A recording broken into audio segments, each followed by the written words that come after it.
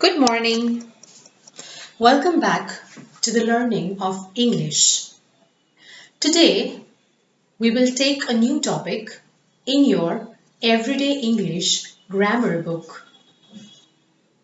We will start with verbs today. You have already learned what are verbs in Form 4. And I hope you remember that verbs are action words. So, let's learn verbs. Chapter number 5. Okay, so what are verbs? A complete sentence is made up of subject and predicate. The main word in a predicate is a verb. If you remember, we had already done the chapter on sentences. We already learned what a sentence is and that a sentence is divided into subject and predicate. The subject being a noun and the predicate always starts from a verb in the sentence. So, the main word in the predicate is the verb. Verbs are words that express action, being, and possession. Therefore, verbs are also known as action words. Action words or action verbs tell what the subject of a sentence does. It tells us what a noun is doing. Sometimes we use more than one verb in a sentence. Some verbs work as helping verbs with the main verbs.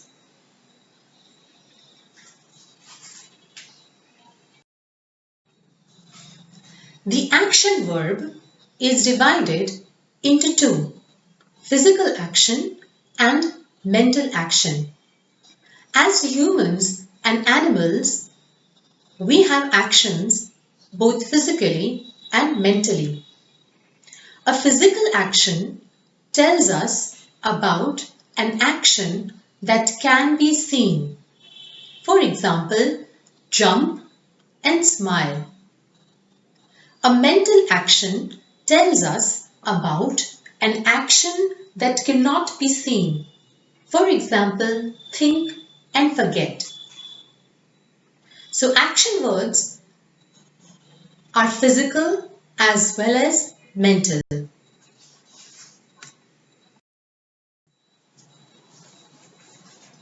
So then, what are linking verbs? Linking verbs are also known as being verbs or helping verbs. These helping verbs or linking verbs, they do not show any action, but they join or link a subject to a word or words in a predicate. So you can say that a helping verb or a linking verb joins a subject with its predicate. They tell what a subject is or is like. A helping verb comes before a main verb. For example, she is a girl. Is over here is a helping verb. It joins a subject, that is she, with the predicate is a girl. Action words or action verbs tell what the subject of a sentence does. Is the subject jumping, smiling, thinking, or forgetting?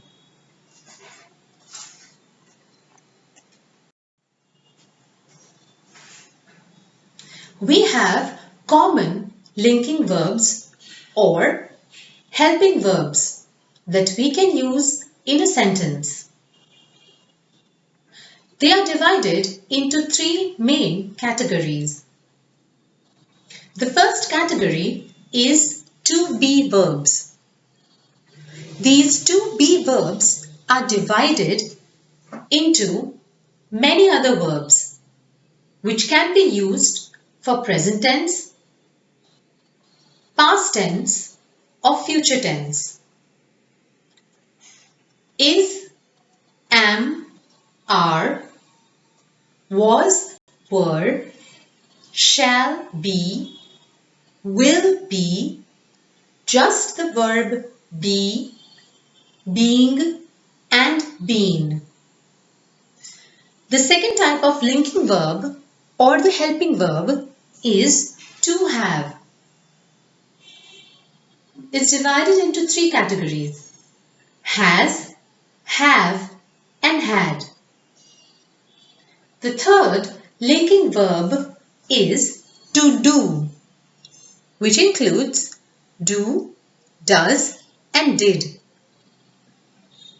So these helping verbs are actually used in a sentence to show whether the subject or the noun in a sentence has done the action in present tense, past tense, or will do an action in the future tense. It also shows whether the noun or the subject is singular or plural. For example, she is writing a letter. She is the subject or the pronoun, and is writing a letter is a predicate. Is writing are two verbs which join she with a letter and form a complete sentence. Over here, is a helping verb and writing is a main verb. Is writing is actually present continuous tense. The action that she is doing is done in the present tense and the action is continuous, which means she is still writing a letter. Let's move forward. There are many common helping verbs. I have given some more examples to you. The first one is, am, are, was, were. The second is will be or shall be. The third is be, being and been. The fourth is has, have or had. The fifth is do, does and did. The sixth is can, could, will, would. Seventh is may, might, ought to. And the last eighth one is shall, should. These are all common helping verbs or the linking verbs you can say which are used in a sentence. Okay, these verbs in the higher standards you will learn can be divided into auxiliary verbs or modal verbs.